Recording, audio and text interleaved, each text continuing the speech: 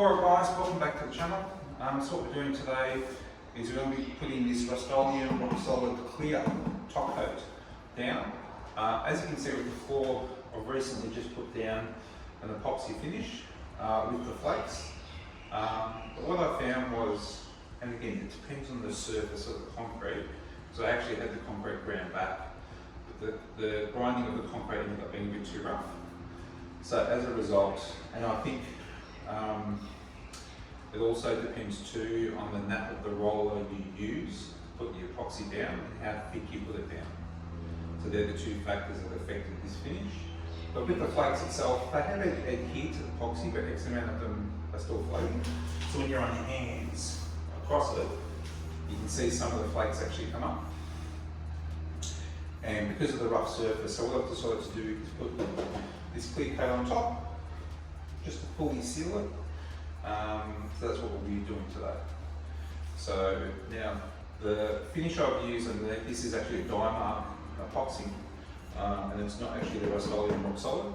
So I've spoken to the manufacturers there, and they've suggested this one as an option to put on top, because they currently don't have a clear top coat. So, all right, let's have a look at what's in the box.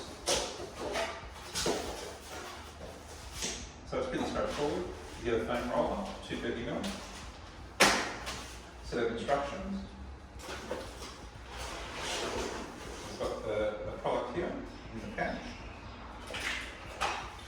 And then you also get this this little bag, which is sort of a gripping powder, which we don't need to use because the finish on here is quite rough. So I'm not going to have to worry about slips. So, one of the things to check, and I've seen this as being a problem with a number of people, is making sure that this sealed line in the two bags is not perforated, and there hasn't been any of this mix. Okay, so in this instance there's been no issues. Okay, now one of the other things that you're going to need is obviously this.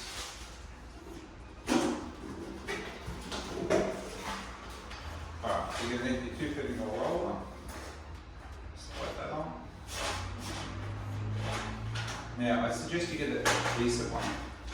Now I've got this extension handle, so I've done a lot of painting around the house. But with these, you can find you can get some real cheap crappy ones. Make sure that it adheres nice and tight. Some of them just keep spinning, because you're going to need to put a little bit of pressure. Okay? Alright.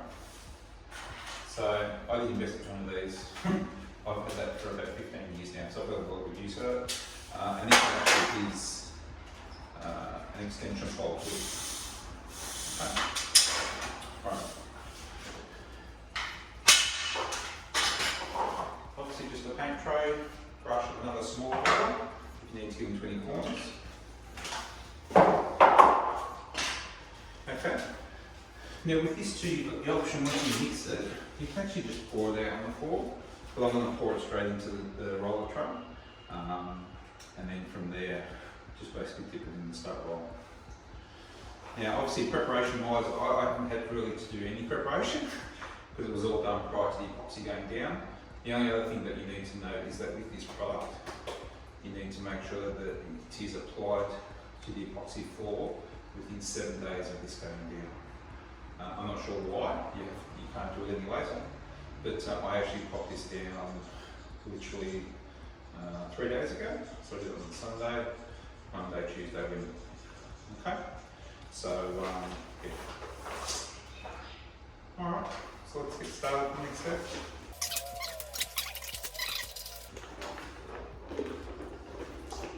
I was surprised actually how easy it was for that to break. So you can see why they might have problems. Even before you purchase it, it might be worthwhile opening the box and just double checking.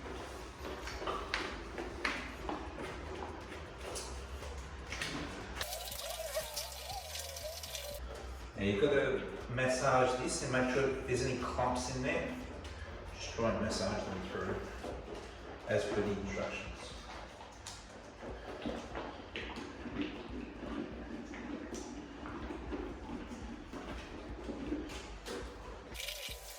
Now, temperature-wise, we're probably sitting around 15 to 20 degrees today. So this, once it's mixed, it only lasts an hour.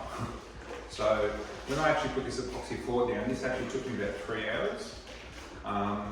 So putting this top coat, we shouldn't have any issues because we've got no flakes to put down. We're simply just rolling them out. Now, this is a single garage. I'm just hoping that there's enough in here for this. It says anywhere between 16 to 23 square metres, which this sort of sits around the top end. But I suggest again, if you're unsure, just buy multiple boxes. At the end of the day, if you don't use them, you just take them back.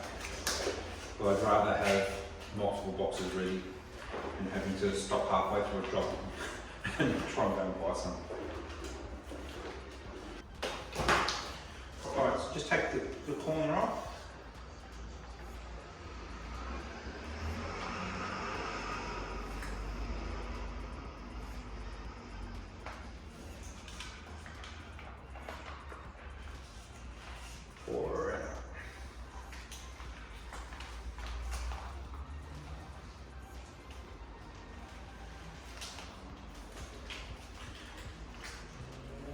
Every little bit.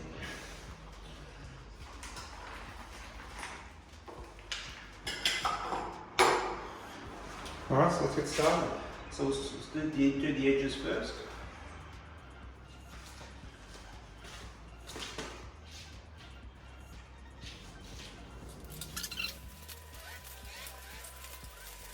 Now we're going to do this in sections at least just 1 metre at a time.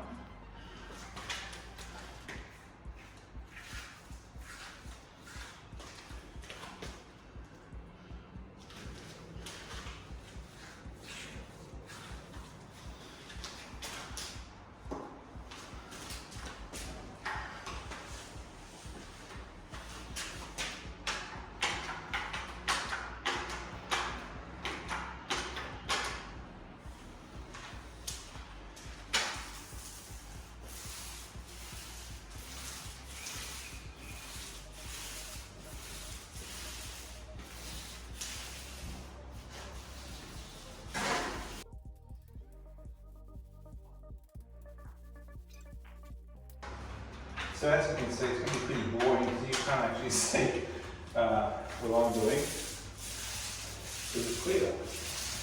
But what's going to happen is some of the flakes are going to pop up, which is fine. It'll all end up going back down into the clear anyway.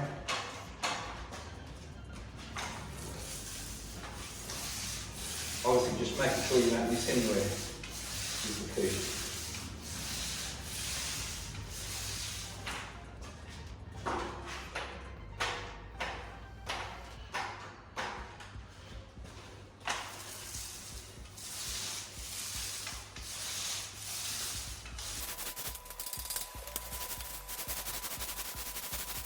Alright, set and repeat.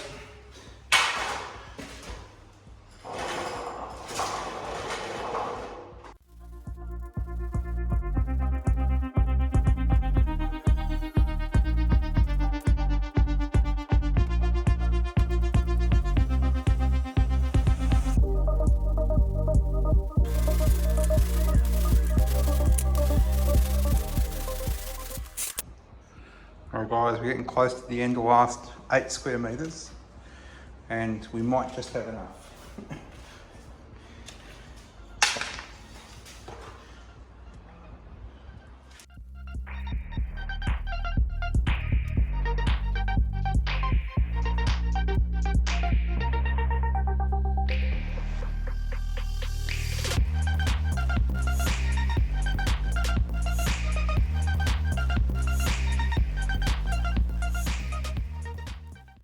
So she's all finished.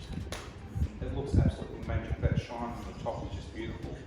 I've just got a little bit of epoxy left in the painting, which is excellent, and there's actually not that many flakes in there. I'll give you a quick look. So there you go guys, there's bugger all left, and not that many flakes came off too, which is a bonus. Yeah, so and that took 30 minutes to apply that. So, and again, this was 28 square metres. So, again, you've got to be careful with that. Again, you don't know how far it's going to stretch. One of those was fine. And again, obviously, if you epoxy back down prior, it makes it nice and easy. Otherwise, depending on how porous the surface. Alright guys, so we're all finished. And I must say, it looks magnificent. It's got a really nice shine on it. The surface coverage has been fantastic. I'll take you around, give you a bit of a close-up and show you some of the other little bits and pieces. So let's go in really close to the surface so you can see.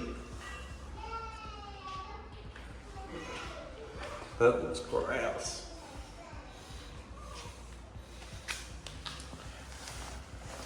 And if we go in really close, again, it's hard to see in the video, but the flakes have adhered really, really well with the top coat.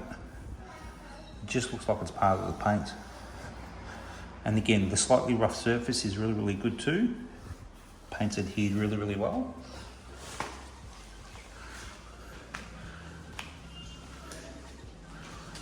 Now you can see in some places, there are some shiny, almost stripes. And that's where the cracks were. Because obviously where the cracks were, and we filled them, that surface is a little bit more shinier compared to the rest of the rough concrete. So all of that's going to depend on basically when you grind the concrete as to how smooth you get it. But I'm really impressed. It's come up so good.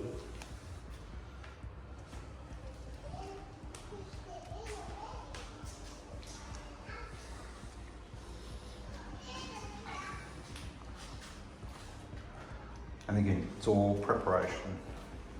Preparation. I'll do a follow-up video probably in about a year's time, just to show you how it's gone. But I'm so happy.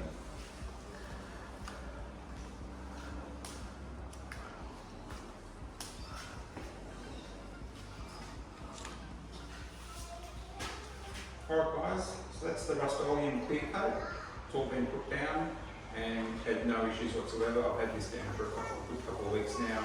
There's been no bubbling, no lifting. And again, this was a Rust-oleum product put on a Dymark product. So again, as long as it's water-based with water-based and so forth, you shouldn't have any issues. But again, speak to the manufacturer, go by what they say. But based on my experience, I've had no issues. So there's a solvent-based epoxy with a solvent-based clear. That's the key. Alright, so hope you enjoyed the video, got something out of it. So again, like I said, just a thumbs up. Any questions, put them in the section below and I'll try and answer them for you. Otherwise, subscribe to the channel and I'll see you in the next video. See you guys. Bye.